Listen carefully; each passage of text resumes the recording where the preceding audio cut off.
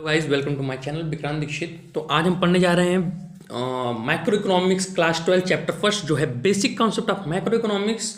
Economics का पहला chapter है। तो उससे पहले मैं आपको एक छोटी सी बात शेयर करना चाहता हूँ कि अभी मैं क्लास 12 का एग्जाम पास करके आया हूँ, मतलब क्लास 12 का एग्जाम दिया हुआ हूँ। तो उसमें मैं ये समझने की कोशिश कर रहा था कंटिन्यू एग्जाम के समय में कि सीबीएसई आखिर पूछना क्या चाहता है, सीबीएसई का मोटिव क्या है।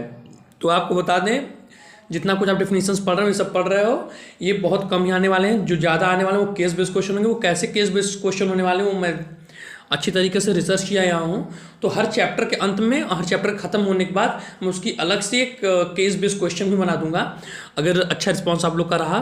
तो चलिए शुरू करते हैं मैक्रो इकोनॉमिक्स का पहला चैप्टर, जो कि है basic concept of macro economics. फटाफट से इस चैप्टर को ख़त्म करेंगे, ज़्यादा देर नहीं लगाएंगे और अच्छी तरह से समझाएंगे भी आपको। तो पहले आता है हमारे सामने, उसका होता है मीनिंग ऑफ मैक्रो इकोनॉमिक्स। तो मैक्रो इकोनॉमिक्स होता क्या है, जो आपके स्क्रीन पे, पहली बार मैं आपको एक चीज़ बता दूं, जो आपके स्क्रीन पे दिख रहा है इसको आप जरूर नोट करिएगा। बाकी मैं ये पढ़ूंगा नहीं, क्योंकि आप इसको नोट करिएगा, लेकिन मैं जो समझाने की कोशिश करूंगा, अगर आप मेरी बात को आप नोट करोगे तो और अच्छा रहेगा। उसमें हिंदी इंग्लिश अगर आप मिक्स करके लिखोगे और अच्छा रहेगा आपके लिए, क्योंकि आपको वो आपके लैंग्वेज में रहेगा। चलिए शुरू करते हैं। तो मीनिंग क्या होता है, बेसिक जो मैक्रो इकोनॉमिक्स का मीनिंग है वो है, macro economics is the study of economy as a whole. That means study of whole economy as an aggregate.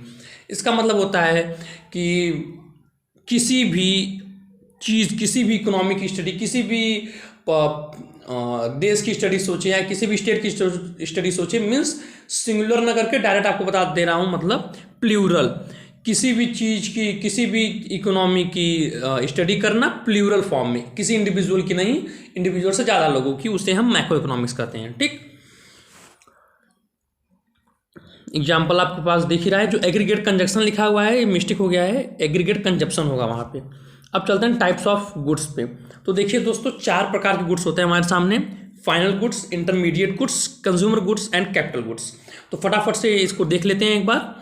तो यहाँ पे हम सामने आया है फाइनल गुड्स। तो फाइनल गुड्स क्या होता है? Final goods are those goods which are ready to be used by the final user and there is no further addition is required on it, which means they have cross the boundary line of production.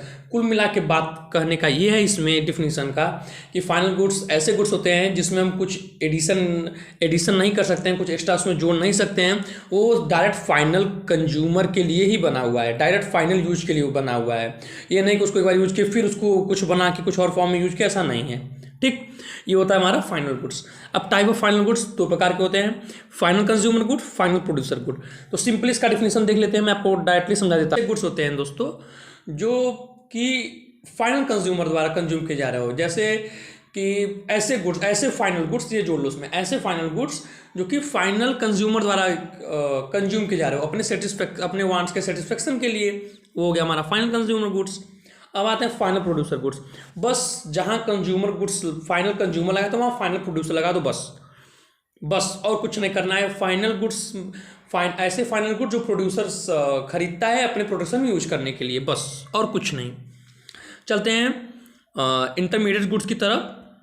तो ये intermediate goods है। तो intermediate goods क्या होता है, बस ये समझ लो, जो फाइनल गुड्स होता है उसके बीच का, उससे पहले का। तो फाइनल गुड्स से पहले का जो गुड्स होता है उसे इंटरमीडिएट गुड्स कहते हैं, जिसमें हमें फर्दर प्रोडक्शन की जरूरत होती है, फर्दर एडिशन रिक्वायर्ड होती है। कंसीडर कर लो जैसे वुड हो गया, ठीक।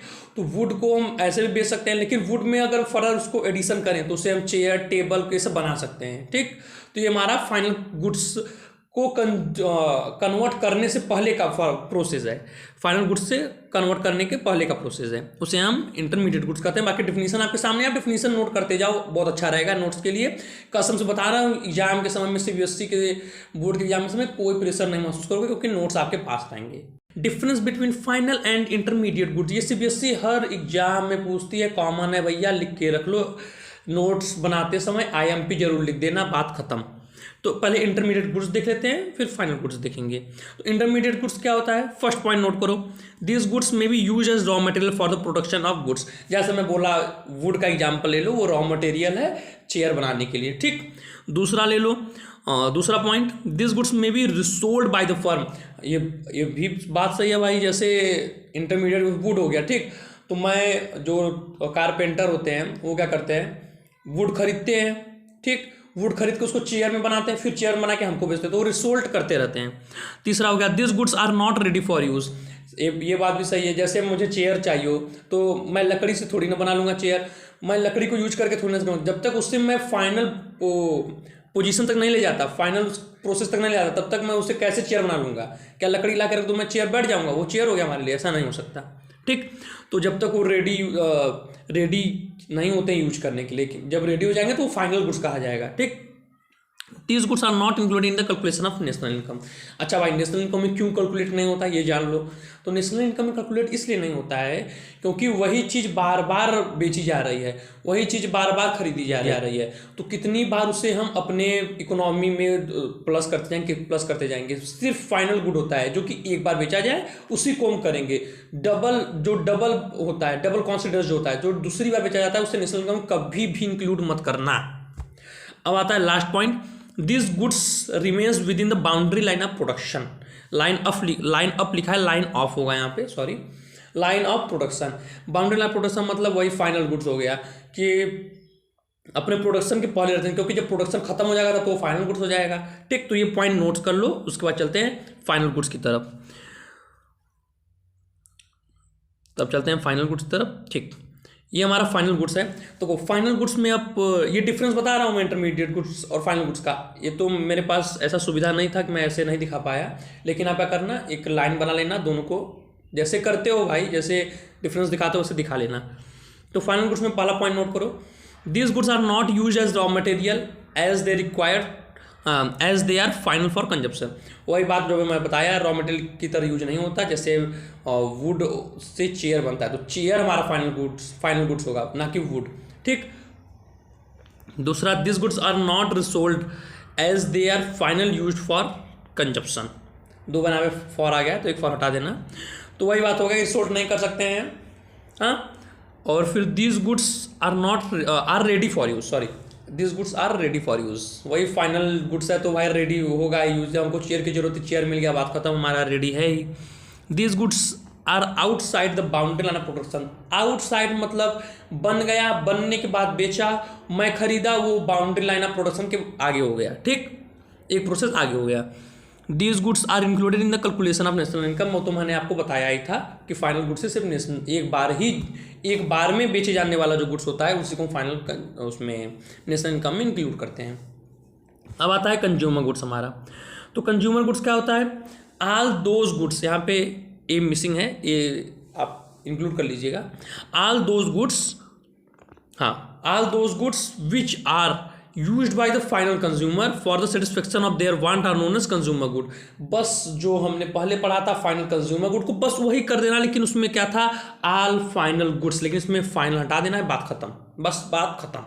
कि ऐसे गुड्स जो कि फाइनल कंज्यूमर, ध्यान रखना दोस्तों, फाइनल कंज्यूमर उसे उसकी वांट होती है, ऐसे गुड जो फाइनल कंज्यूमर क्या करता है, कंज्यूम करता है, उसका कंजप्शन करता है अपने वांट्स के सेटिस्फेक्शन के लिए।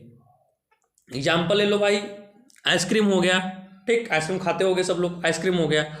टाइप ऑफ कंज्यूमर गुड्स भी होते हैं, कुछ ड्यूरेबल कंज्यूमर गुड होते हैं, सेमी ड्यूरेबल होते हैं, नॉन ड्यूरेबल। देखो, ड्यूरेबल गुड्स क्या होते हैं, ऐसे गुड्स होते हैं, ठीक, जिनको हम बहुत सालों तक यूज कर सकते हैं। ठीक, बहुत साल, जैसे टीवी हो गया हमारा, ठीक, हमारा फर्नीचर हो गया, तो ये बहुत साल तक यूज कर सकते हैं हम। सेमी ड्यूरेबल गुड्स मतलब, सेमी ड्यूरेबल गुड्स का मतलब ये होता है जिसे हम 1 साल या उससे 1 साल ज़्यादा यूज कर सकते हैं, बस उसके ऊपर नहीं। और नॉन ड्यूरेबल कंज्यूमर गुड्स मतलब जिसे हम सिर्फ एक बार यूज कर सकते हैं भाई, जैसे टिश्यू हो गया, टिश्यू का एक बार यूज करेंगे फिर उसे कूड़ेदान से उठाते हो क्या, नहीं ना, तो वही हुआ। चलते हैं नेक्स्ट पॉइंट तरफ। सर्विस आ गया। सर्विस देखो, service are those type of goods which are directly consumed by the consumer for human satisfaction. जैसे डॉक्टर हो गया, लॉयर हो गया, तो ये सब सर्विस प्रोवाइड करते हैं जिसे हम डायरेक्ट करते हैं। ये नहीं कि हम बुलाए अपने लिए, अब खुद कराए, फिर हो गया नहीं भैया अच्छा इन्होंने आपको बुलाया था, फिर बोले नहीं मैं तो उनके लिए बुलाया था, तो ऐसा कुछ नहीं होता। हम बुलाते हैं सीधा अपने लिए, और किसी और के लिए बुलाते हैं तो उनके लिए ही बुलाते हैं। ऐसा नहीं है कि अच्छा मैं बुलाया था तो डॉक्टर आए बोले कि हाँ आपने बुलाया था, नहीं ये बुलाए थे, ये मुझसे कहते तो मैं आपसे कहा, फिर वो बोलेंगे वो मुझसे कैसे, ऐसा कुछ नहीं होता।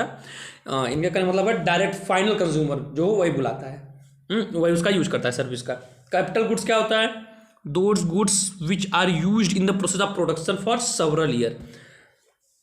ऐसे गुड्स जिनका हम लोग बार बार यूज करते हैं, बहुत साल तक यूज करते हैं, बार बार उनको प्रोडक्शन प्रोसेस में अपने यूज करते हैं, जो प्रोड्यूसर होते हैं उन्हीं को हम कैपिटल गुड्स कहते हैं।